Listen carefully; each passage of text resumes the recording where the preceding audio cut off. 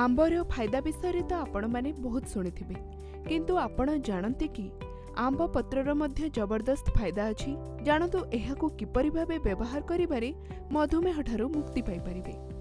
आंब पत्र को खरारे सुखाई ताहार पाउडर प्रस्तुत करंतु। सबुदिन एहाकु गोटे चामच खांतु। एहा द्वारा आपणक सुगर लेवल नियंत्रण को आसीजिवो।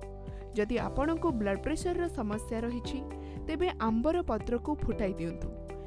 गाधोइबा समय रे एहाकु पानी रे मिसाई स्नान करंतु। एहा द्वारा आपणकर रक्तचापर समस्या दूर होइजिवो। जदि आपणकर आस्थमार समस्या हेउथाय तेबे आंबर पत्र को काढ़ा बनाई पियंतु। एहा द्वारा एही समस्या रु मुक्ति मिल परिबो।